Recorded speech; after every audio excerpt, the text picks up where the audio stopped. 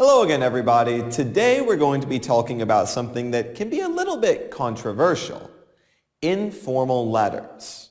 Now, when I mean informal, as opposed to talking about formal letters, do I mean a set of letters that have no rules and a kind of writing where you can just do anything you want? Well, not quite.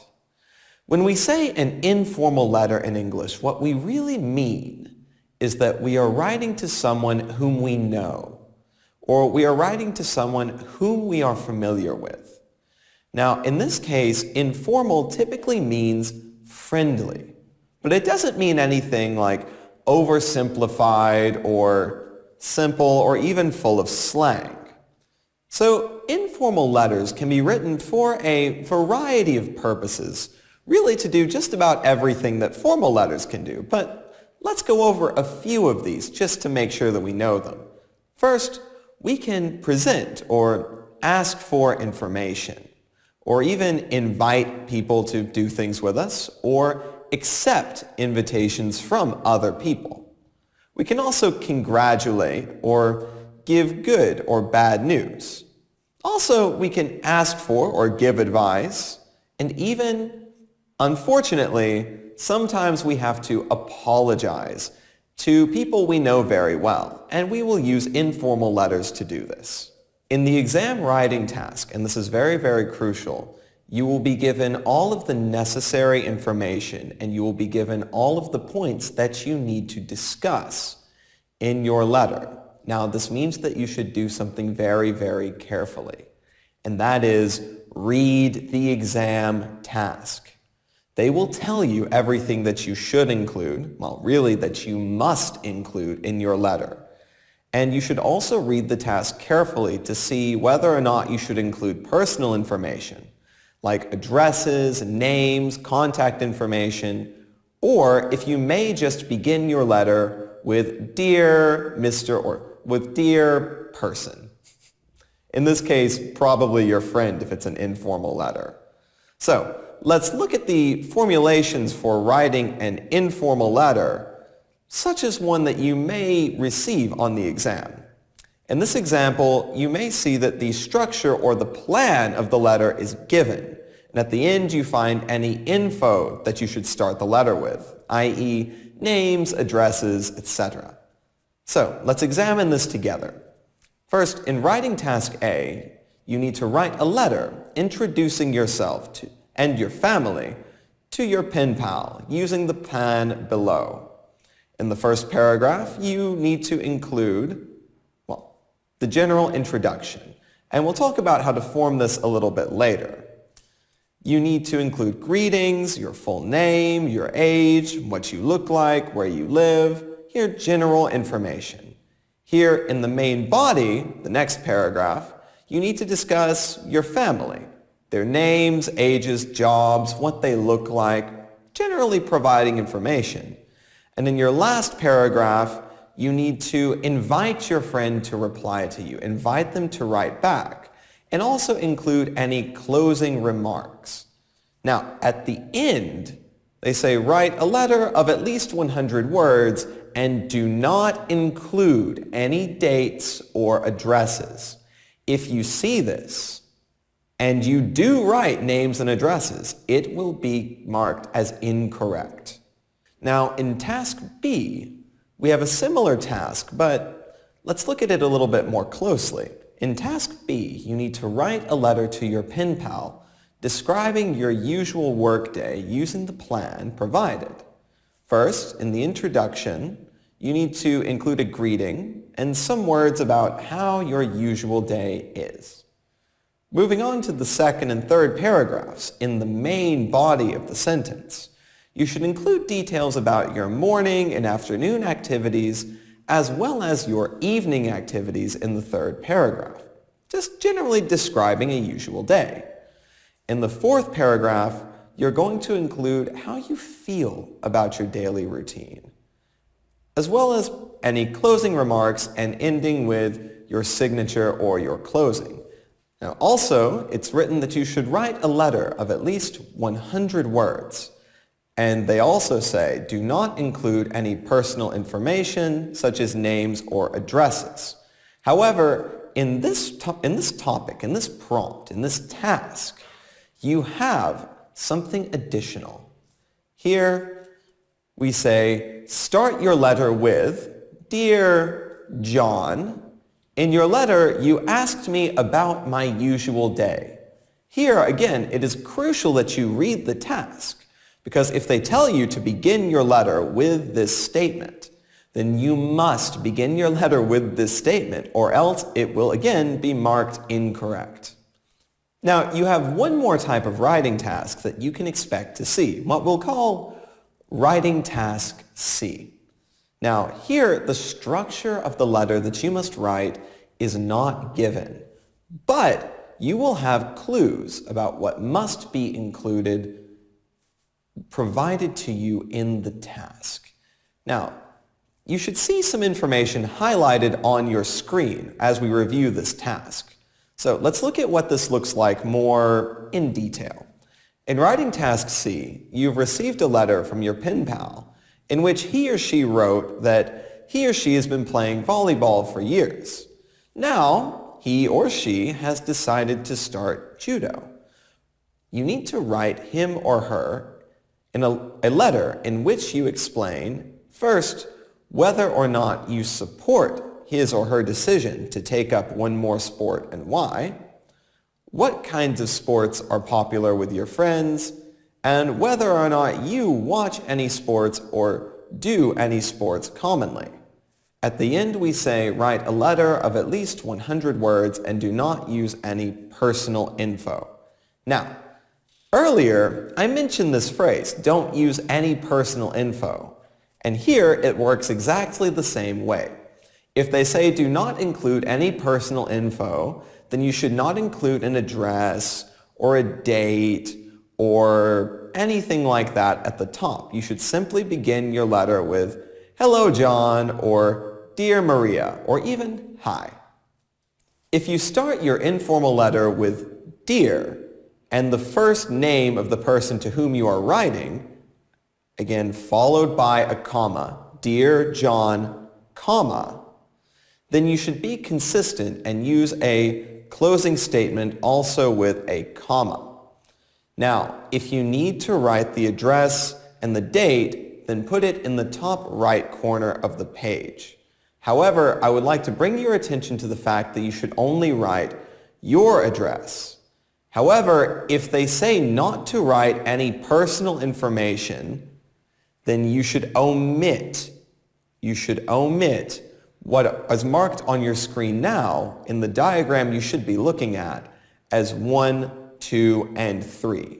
If they say do not include any information like names or addresses, then you do not need what is at the top of the page. You should only write Dear John. So we've talked a little bit about how to format our informal letters, but informal letters also require the use of informal English. And how do we create informal English? Well, as you may have already guessed, it's exactly the opposite of formal English. So let's look at this in a little bit more detail. First, we create informal English by the use of informal vocabulary. Now, this means that instead of the word receive, we may use the word get. Or instead of think, we may say guess. Instead of intelligent, we'll just say smart. Or instead of disadvantage, we may say a word like downside. Postpone will become a phrasal verb, to put off. To apologize becomes simply to say sorry. And to discover will become to find out. Now, we also may use strong emotional words or idioms, as well as the usage of intensifying adjectives to show enthusiasm. Now, what does this look like? For example, I can use a phrase like to feel under the weather, an idiom meaning to be ill, or a terrible experience. In formal writing, you learned that it was quite a bad experience, but not terrible. Whereas in informal writing, this is completely acceptable. You may say terrible, awful, even abysmal if you want. Strong adjectives are okay. And for good adjectives, for positive things, the same rule applies. You could have a fantastic holiday. Also, things may be pretty good, or you may be totally exhausted after work. And even then, it's okay to say things like a really good time. These are completely okay in informal writing. We may also use sentences with omissions or contractions. Now this means that all of those short forms of words, didn't, haven't, isn't, should've, would've, could've, he'd, she'd, all of these short forms that we've spent so much focus on during the course, you may use them in informal writing. And again, in informal writing, they're typically desired. Now, we also have some set phrases and cliches that are very typical in informal writing. These are just phrases that people say to each other very commonly, like, see you soon, or of course, as well as phrases like, needless to say, and clearly, what can I say? I'm sorry for, I beg you to forgive me. It would be a good idea to, please let me know as soon as you are available. Hope you can come, or even see you then. Now, we will also create a very personal tone in informal language, and we construct this by the use of active voice. Passive voice makes you sound very formal and very official. But if you want to sound friendly in a letter, you should avoid passive voice and speak mainly in active voice. You could say something like, what do you think I should do? Here, the active voice sounds more friendly. You may also use phrasal verbs and informal phrases to create an informal tone in your writing.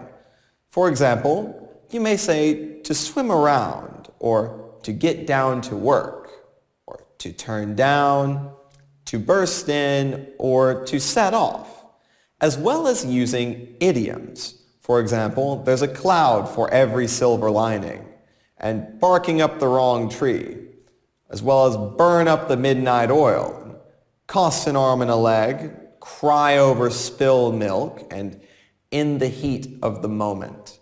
All of these are okay, and idioms will also create a very informal tone to your writing. Now, we also have informal linking words, which we use in our informal writing, and normally in our daily speech.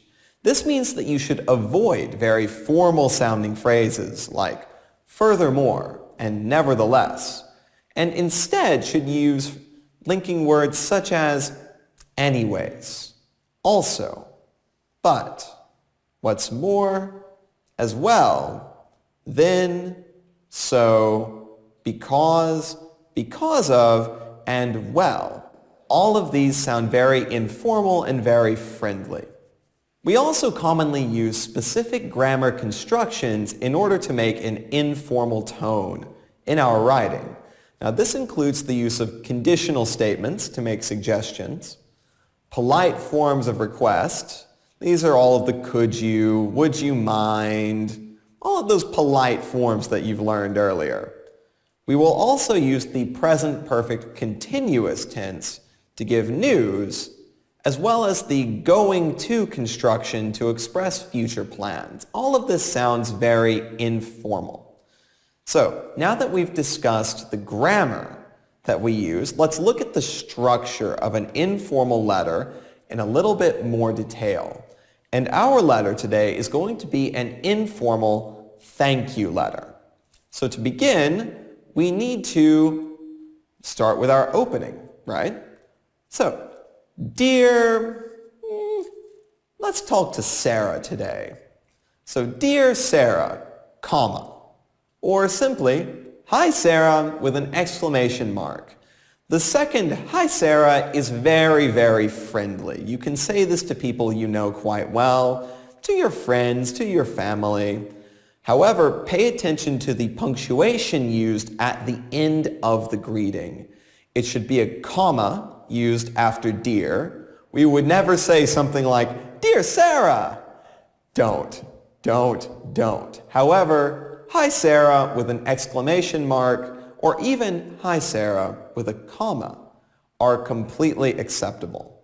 Now, let's move on to discussing the main body. As the first introductory sentence, we'll often write one of these phrases to make ourselves seem friendly or to express our interest in the other person's well-being, such as, "Hope you're well. Thanks for your letter. It was lovely to hear from you. How are you? How are things? How's it going?" Or even, "This is just a brief note to," or without "this is," just a brief note to, in our case, say thank you. So, let's add this introductory sentence to our letter. We have, "Dear Sarah, just a quick note to say a big thank you for sending me the tickets." Now, we need to move on and comment. So we may use the following phrases for this purpose. "It's great to hear," "It was a really great experience," "I'm sorry to hear or learn," "I'm so pleased to hear," "What wonderful news about," or even phrases like, "Anyway, the reason I'm writing," or "I thought I'd write to tell you and ask you." So, after our introductory statement where we simply express interest, we move on to explain what we are writing about. So let's do that in our letter. Since we're writing a thank you letter for the concert tickets, or for the tickets in general, let's explain a little bit. So I can say, for example, "It was a really great experience for us. We haven't seen such an amazing performance for a long time, and only thanks to you have we gotten this opportunity. The children were really, really happy." Now, here I've explained why I'm thankful and I've explained the topic of writing. Now, finally, we have to write the closure to our letter. And we have some set phrases that we use to do these. Now, these phrases may be copied and pasted into your writing and you will sound native. These are the phrases that native speakers will use to close their letters, so you don't have to worry about being too creative here. Just use these phrases as they are. Phrases such as, "We hope to see you soon," or simply, "Hope to see you soon," or "Write back soon," "Looking forward to hearing from you again," "See you soon," "Take care," "All the best," "Best wishes," "Love." Now be careful with love, because love is normally only used between lovers, boyfriends, girlfriends, husbands, wives, or between family. For example, "From my mother to me." And lots of love. Now again, lots of love, however, is never sent between lovers, and it is only sent between family. My mother often ends her letters to me with "lots of love," as does my father. And perhaps the simplest, "yours," followed by a comma. So, let's write the closure to our letter. Because we are happy and excited about the prospect of seeing Sarah again, what I'll say is, "We hope to see you soon. Yours, Chris." Now, that's it for today. Review this lesson a couple times and try writing your own informal letter using the tips provided in this lesson. Besides the letter that we've written together, you can find another additional letter when refusing an offer or refusing an invitation attached to this lesson. Another recommendation that I would personally make to you is to practice writing both informal and formal letters for the same purpose. For example, expressing thanks or refusing an offer. Try to write the same letter for both situations so that you may see how formal and informal language differ. So that's it for today. Review this lesson and I will see you in the next video.